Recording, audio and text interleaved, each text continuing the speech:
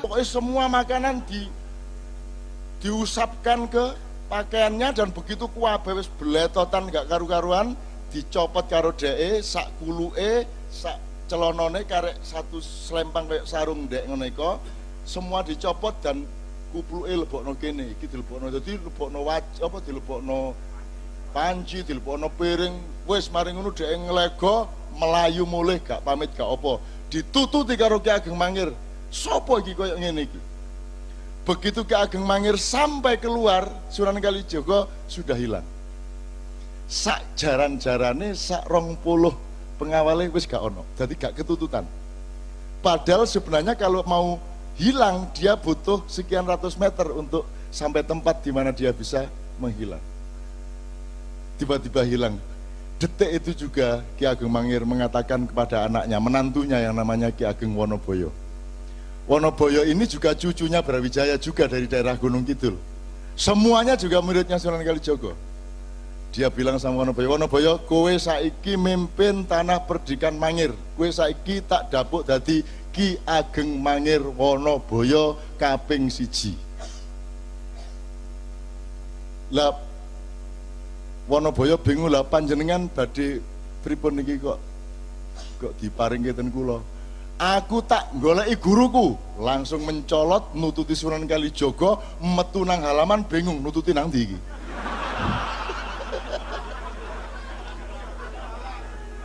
Begitu metu regol nang ndi rono tarono, wis pokoknya akhirnya melayu ngono ae. Melayu terus, dolek sampai berbulan-bulan, sampai akhirnya dia ketemu di lereng Gunung Merapi. Kemudian Sunan Kalijaga mengatakan, oke, nek kowe arep dadi muridku, tak uji sik, kowe kudu iso dadi naga ngubengi Gunung Merapi, ilatmu karo buntutmu kudu iso gathuk. Wah, berusaha setengah mati. Itu simbolik, artinya dia diakui murid kalau dia sudah menyebarkan kebaikan ke seputar Gunung Merapi. Teman-teman sekalian kan pernah tahu ceritanya Nasruddin toh? Nasruddin Hoja. Mirip seperti itu toh? Itu di Persia sana, jadi itu di zaman Genghis Khan. Ada seorang sufi gendeng kayak Abu Nawas, diundang nang keraton gak diterima karo satpam karena pakaiannya tidak memenuhi syarat. Akhirnya dia mulai nyili tonggone, berpakaian tertib yang memenuhi syarat. Dia datang lagi ke keraton, sampai di situ diterima. Mangkel atine, sing diterima lak duduk aku ah, sing diterima lak pakaianku ah. Akhirnya dia melbu ke perjamuan, kelambine dicopot, sebenarnya dicopot, dilewebokno ngono mang, bleng. Akhirnya mulih karo katokan tok, satpam lho kok sampean mangsul katokan. Lho sing diundang lak pakaian duduk aku, mulai deh. Iku Nasruddin. Tapi lak gak sampai, jangan sambil dibledot. Nah, Sunan Kalijaga Jawa rek lebih dari wong Arab ya wong Persia. Nek ngono tok gampang iku kudu luwih dramatis. Set. Ngono nek Jawa. Itu sekalian ya, oke. Jadi Sunan Kalijaga itu pun dia mengalami kegagalan. Saya kasih dua aja kegagalannya. Kegagalan dalam arti dia nggak gagal, cuman sejarah punya sifat sendiri dan Allah memiliki rencana sendiri. Kamu tahu Mas Karebet ketika dia menjadi Raja Demak, tapi dia memilih beristana di Pajang, itu ada yang tidak terima, yang merasa dia lebih berhak untuk menjadi raja, yaitu Haryo Jipang atau Haryo Raden Penangsang. Ya, Karebet ini sakti luar biasa. Karebet ini yang memegang Kiai Sangkelat. Kiai Sangkelat ini yang membikin adalah Empu Supo Anom.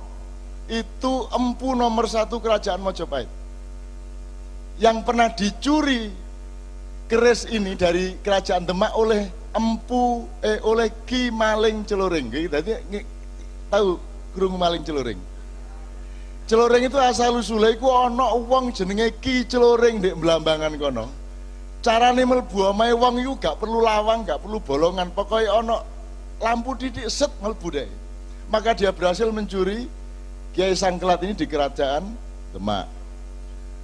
Wes digonang Blambangan Sunan Kalijaga roh, oh gampang po supaya konang Blambangan pura-pura oh dadi pandai besi. Wes pokoknya diatur ke Sunan Kalijaga iso balik meneh lah.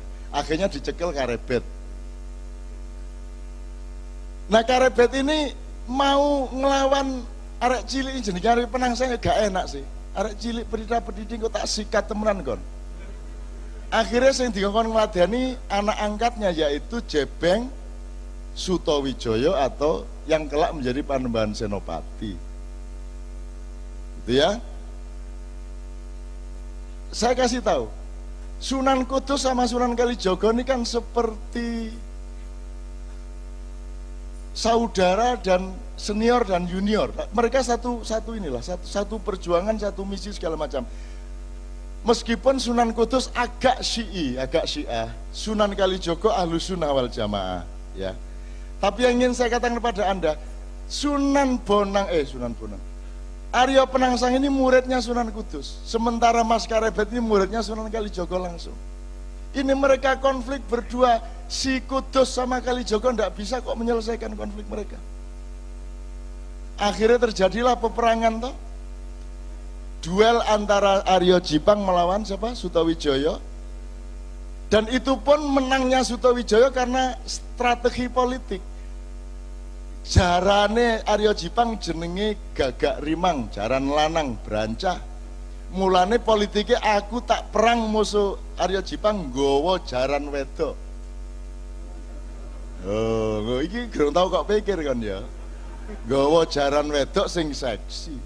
Jadi akhirnya ditambahi susu loro nih sore kan gitu. Anggur ngomong seksi ngono gemeriyuk. Oke? Kan ngerti tau ceritanya nyenengke kok. Nek ceritanya tuh memang dramatis. Akhirnya tidak terkendali Gagak Rimang ini. Jadi Arya Jipang di seberang sungai, Panembahan Senopati di sini, Jebeng di sini. Begitu si Gagak Rimang ngelihat kuda ini, dia langsung meloncat menyeberangi sungai di luar kendali Arya Jipang. Nah, ketika kudanya larat seperti itu, dia tidak mampu menguasai dirinya, sehingga tombak Kiai Banca si Jebeng Sutawijaya ini masuk ke perutnya Arya Penangsang. Nah, ketika ditarik, ternyata ususnya membaur keluar sampai akhirnya ngguleti sak wetenge sak nggon sabuke, sehingga ketika Arya Penangsang menarik kerisnya ususnya brodol, kena kerisnya dhewe mati. Lho nyenengno iku. Artinya adegane iso-iso ae lho. Ana wong mati ususnya, saya terus jadi eling Cak Nur. Cak Nur Majid itu meninggalnya dalam keadaan ususnya masih di luar perut, dan aku takon nang Bu Umi ki kapan jari dokter iki ususnya dilebokno, jari dokter anu ngenteni Cak Nur sehat. Mboten kualik ta. Nek prasa kula Cak Nur sehat ususnya dilebokno lha ngoten sih. Nek jari dokter gak Cak Nur dinteni sehat sik kait ususnya dilebokno. Iki sing bener sing ndi filsafate iki. Itu juga yang terjadi pada Arya. Jadi Sunan Kalijaga sampai akhir hayatnya tidak mampu mendamaikan dua orang ini, bahkan dengan Sunan Kudus. Satu, jadi gak iso masih aku kate lapo-lapo ndek dunia iki, nek aku gak iso Gusti Allah mentakdirkan aku gak iso mengatasi masalah, ya gak masalah, yang penting aku berjuang terus. Dan Sunan Kalijaga meneruskan perjuangan sampai awal Mataram. Karena masuknya tak kandani, kenapa saya Mojopahit kok dibawa ke Demak? Karena ada semburan lumpur di Canggu, ada lempengan bumi yang bergeser, yang membuat struktur pertanian menjadi kacau di ujung Mojopahit itu, sehingga infrastruktur pertaniannya menjadi tidak mampu lagi menyangga perekonomian Mojopahit. Maka Sunan Kalijaga berpikir harus menoleh kepada perdagangan global, harus menoleh kepada ekonomi pesisir. Maka ditransformasikanlah dari kerajaan yang agak di pedalaman yaitu di Mojoagung, Canggu, Mojokerto itu diseret ke pinggir pantai yaitu ke Demak di desa Gelagawangi dalam rangka supaya ada transformasi menuju pertahanan pangan dan lain sebagainya. Dan itu Sunan Kalijaga luar biasa. Nek wong gak ngerti perekonomian gak iso duwe ide kayak ngono iku. Jadi Sunan Kalijaga iku duduk seniman yang berdakwah dengan seni. Sunan Kalijaga ahli ekonomi, ahli perdagangan, ahli strategi politik, pendekar yang mumpuni, dan seterusnya dan seterusnya. Nah, ekonomi pesisir ini kemudian pelan-pelan dieliminasi lagi oleh watak Jawa yang kurang tegas. Jadi Raden Sultan Hadiwijaya Joko Tingkir iku pekewo. Kate beristana di Demak itu pekewo, aku tak ndek pinggir-pinggir, aku tak ndek Pajangai. Dia lupa bahwa dengan dia masuk ke Pajang, maka seluruh infrastruktur keraton juga akan pindah ke pedalaman. Jadi perekonomian global yang diciptakan Sunan Kalijaga menjadi masuk ke pedalaman. Sunan Kalijaga tidak setuju, tapi sudah terlanjur. Ketika itu kemudian sibuk dengan pertarungan antara Mas Karebet dengan Aryo Jipang. Itu pun kemudian ketika sampai kepada gara-gara Aryo Jipang bisa dibunuh oleh Panembahan Senopati, akhirnya Panembahan Senopati diberi hadiah oleh Mas Karebet tanah Mentau. Dan Mentau itu sangat pedalaman. Maka terjadilah degradasi politik. Dari pedalaman ke pesisir, dari pesisir dikembalikan ke pedalaman, itu pun degradasinya double.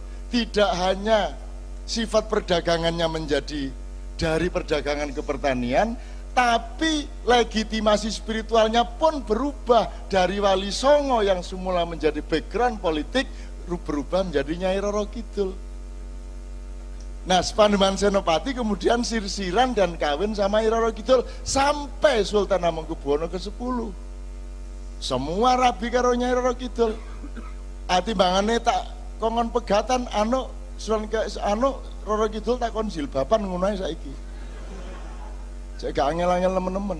Ya saiki sembahyang 5 waktu semua. Nyai blorong barang wis sembahyang 5 waktu.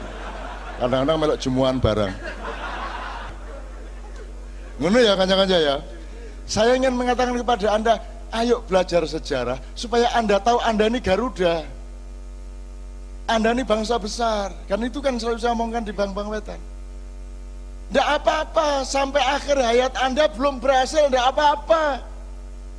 Anakmu yang berhasil, nek gak anakmu putumu. Tapi kita bangun kembali paruh yang baru itu, kuku yang baru itu. Dan tidak pernah putus asa. Gak direken karo pemerintah, gak direken karo Indonesia, anggitmu Bang Wetan direken ngono ta ya apa? Kene ya gak ono sing ngreken. Gitu loh, ayo direken-reken dhewe. Kok repot. Geden di Bang Wetan karo Indonesia aku takon secara nilai. Secara nilai komprehensinya, kedalamannya, ketinggiannya, ketajamannya, gede mana Indonesia sama Bang Wetan? Pernahkah Indonesia mencapai ilmu-ilmu seperti ini? Tidak kan? Lagi lebih besar Bang Wetan. Lah iya, wong jelas Bang Wetan luwih gede timbang Indonesia, kok kon njaluk digendong Indonesia. Lah dengkek Indonesia gendong Bang Wetan. Kon sing kudu gendong Indonesia, betul enggak? Kamu jangan minta diakui loh yang lebih kecil dari kamu. Nggak kuat hatinya, nggak kuat pikirannya. Kamu yang lebih besar dari mereka, kamu yang menampung mereka, kamu yang punya kebesaran jiwa kepada Indonesia. No. Bung Karno iso pidato ngene iki. Manggel aku suwe-suwe.